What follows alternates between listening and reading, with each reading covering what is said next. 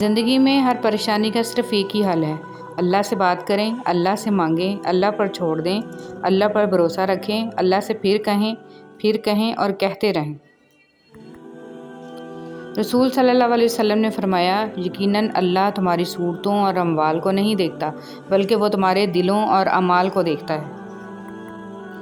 بے شک قرآن مجید دلوں کا سکون ہے اور ہماری ہر الجھن کا واحد حل ہے۔ حضرت علی رضی اللہ تعالیٰ عنہ نے فرمایا، تمہارے لیے بہترین تعلق وہ ہے جو تمہاری عیب جان کر بھی تم سے تعلق نہ توڑے، اور بے شک وہ تعلق اللہ کے سوا اور کوئی نہیں ہے۔ حضرت علی رضی اللہ تعالیٰ عنہ نے فرمایا، جب کسی سے سچی محبت ہو جائے تو اس کی آخرت کے بارے میں سوچا کرو کہ اس کی آخرت کو کیسے بہتر بنایا جائے، یہ تمہاری محبت کی سب سے بڑی دلیل ہوگی۔ ایک نوجوان بیٹی نے اپنے والد سے پوچھا، ابا جان، میں بدن کے کتنے حصے کا پردہ کروں اور کتنا حصہ کھلا چھوڑ دوں؟ والد نے جواب دیا، بیٹی، بدن کے جتنے حصے پر جہنم کی آگ برداشت کر سکتی ہو اتنا حصہ کھلا چھوڑ دو۔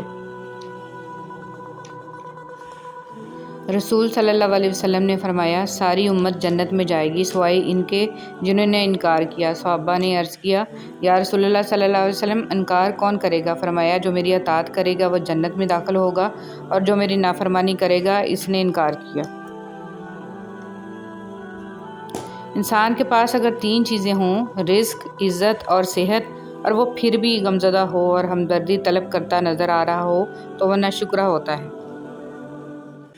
مٹی کے اوپر محل بنانے کی فکر کے ساتھ ساتھ مٹی کے نیچے بھی محل بنانے کی کوشش جاری رکھیں۔ اللہ پاک ہم سب کو قبر کے عذاب سے بچائے، آمین۔ ملتا تو بہت کچھ ہے زندگی میں، مگر ہم گنتی اسی کی کرتے ہیں جو ملا نہیں ہوتا۔ ہمارے دنیا کے مسائل اتنے زیادہ نہیں ہیں جتنے طنز، سوال، دل دکھانے والے تبصرے ہیں۔ اگر صرف زبان روک لی جائے تو لوگوں کے دلوں کی تکالیف کم ہو جائیں گی اور بہت سے دلوں کو سکون ملے گا۔ جو عبرت سے بھی نہ سمجھے، دلائل بھی نہ مانے، تو قیامت خود بتائے گی قیامت کیوں ضروری تھی۔ رسول صلی اللہ علیہ وسلم پر درود آپ خود نہیں پڑھتے بلکہ آپ کو چن لیا جاتا ہے۔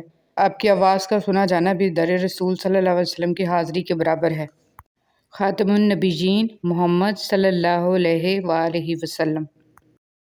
حضرت علی رضی اللہ تعالیٰ عنہ نے فرمایا، دنیا کا سچا ہونے کی دلیل مت دو، بس یہی سوچ رکھو کہ اللہ سب جانتا ہے۔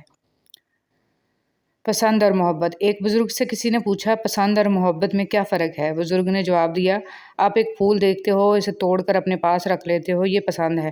اگر آپ اس پھول کو روزانہ پانی دیتے ہو اور اس کا خیال رکھتے ہو تو یہ محبت ہے۔ فرمان مصطفیٰ صلی اللہ علیہ وسلم، رحمت عالم صلی اللہ علیہ وسلم نے فرمایا، جو شخص مجھ پر درود پڑھتا ہے، 7 زمین و آسمان کی ہر چیز، چرند پرند، شجر حجر اس کے لیے دعا کرتے ہیں۔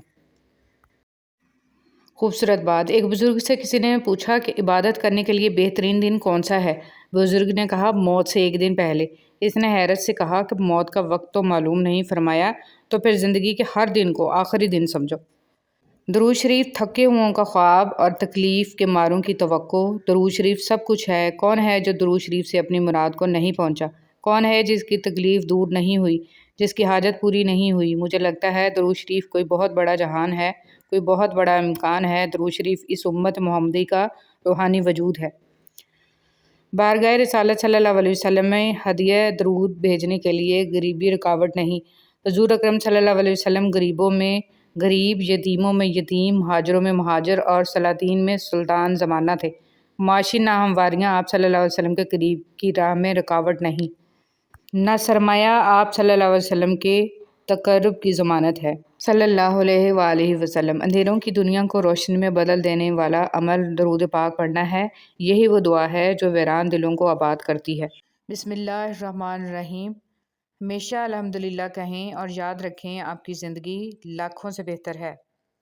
بہت سارے لوگ آپ کی زندگی میں آئیں گے اور چلے جائیں گے، لیکن صرف سچے دوست ہی آپ کی زندگی میں اپنے پیروں کے نشان چھوڑ جائیں گے۔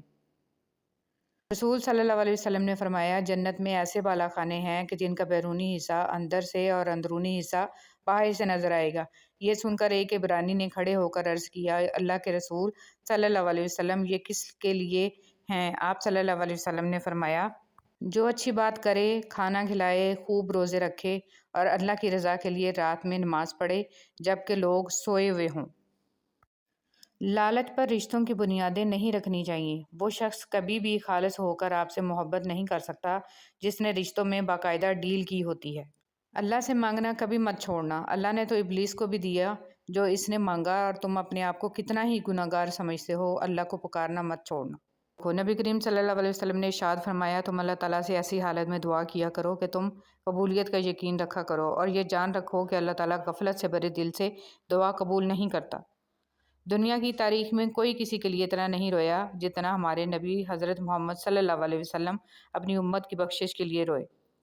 ایمان مکمل کرنے والے 3 اعمال۔ حضرت انس رضی اللہ تعالیٰ عنہ سے روایت ہے کہ نبی کریم صلی اللہ علیہ وسلم نے ارشاد فرمایا، 3 خوبیاں جس شخص میں پائی جائیں اس کا ثواب اور بدلہ اللہ تعالیٰ کے ہاں واجب ہو گیا اور اس کا ایمان بھی مکمل ہو گیا۔ اچھے اخلاق جن کے ساتھ لوگوں میں زندگی گزارے، ایسا تقوی جو اس کو گناہوں سے بچا سکے، ایسی بردباری، تحمل مزاجی اور صبر جو اس کو نادان آدمی کے ساتھ نادانی سے پیش آنے سے روک سکے۔ بسم اللہ الرحمن الرحیم۔ انسان کو کچھ ایسے اعمال کرنے چاہیے جنہیں کوئی نہ جانتا ہو، جیسے پوشیدہ صدقہ، رات کی نماز، خوف الہی سے گرنے والے آنسو، استغفار، ذکر و اذکار، تسبیح و تحلیل۔ اللہ تعالیٰ ہم سب کو اچھے اعمال کرنے کی توفیق عطا فرمائے، آمین۔ اللہ معاف کرتا ہے، ہم انسان معاف نہیں کرتے۔ یہ سارے گڑھے جس میں ہم گرے ہوئے ہیں یہ اللہ نے نہیں کھودے، ہمارے کھودے ہوئے ہیں۔ اللہ تو عیب پر پردہ ڈالنے والا، بخشنے والا ہے۔ اس کی سب سے بڑی صفت ہی بندے سے اس کی محبت ہے۔ خوبصورت باتیں۔ رشتے موتیوں کی مالا جیسے ہوتے ہیں، اگر مالا میں سے کوئی موتی گر بھی جائے تو جھک کر اٹھا لینا چاہیے۔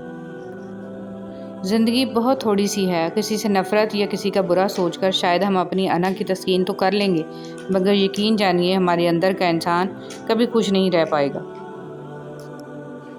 وہ رب خاموشیاں بھی سن لیتا ہے لیکن اسے اظہار پسند ہے اپنے بندے کا۔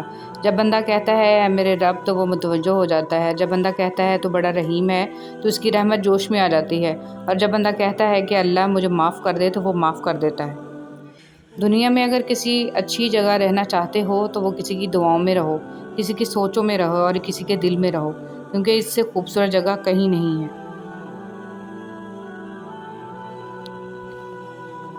صحبت ایسے لوگوں کی اختیار کریں جن کے درمیان گناہ کرتے ہوئے شرم آئے، اور ایسے لوگوں سے پرہیز کریں جن کے درمیان رہ کر نیکی کرتے ہوئے شرمندگی محسوس ہو۔ ایک قبرستان کے باہر لگا ہوا کتبہ، جیسے تم سب ہو ویسے ہم سب تھے، اور جیسے ہم سب ہیں ویسے تم سب ہو جاؤ گے۔ فرمان مصطفیٰ صلی اللہ علیہ وسلم، جس بندے کے پاؤں راہ خدا میں گردآلود ہوئے انہیں جہنم کی آگ نہیں چھوئے گی۔ برداشت بزدلی نہیں بلکہ زندگی کا ایک اہم اصول ہے۔ جس دل میں قوت برداشت ہے وہ کبھی بھی ہار نہیں سکتا۔ ہر کسی کو ہر بات کا جواب دینا ضروری نہیں ہوتا۔ بہت سی جگہوں پر واقعی دل بڑا کرنا پڑتا ہے، درگزر کرنا پڑتا ہے۔ ہر کوئی نہیں سمجھتا آپ کو، اور ہر کسی کو آپ سمجھا نہیں سکتے۔ شیخ سعدی رحمۃ اللہ علیہ فرماتے ہیں، دوستی کا رشتہ بہت بہتر ہے رشتہ داری سے، کیونکہ رشتہ داروں سے رشتہ خون کا ہوتا ہے، دوستوں سے رشتہ دل کا ہوتا ہے، اور دل سارے جسم کو خون مہیا کرتا ہے۔ زندگی واحد پودا ہے جس کا بیج زمین کے اوپر اور پھل زمین کے نیچے ملتا ہے۔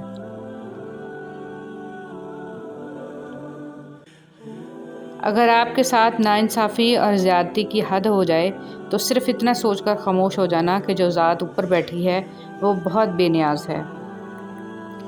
ہارنا تب ضروری ہوتا ہے جب لڑائی اپنوں سے ہو، اور جیتنا تب ضروری ہوتا ہے جب لڑائی اپنے آپ سے ہو۔ ہر چیز بن مانگے مل سکتی ہے لیکن ہدایت کبھی بن مانگے نہیں ملتی، لہٰذا ہدایت یافتہ بننے کی دعا کیا کریں۔ اے اللہ مجھے ہدایت دے اور مجھے سیدھے راستے پر چلا۔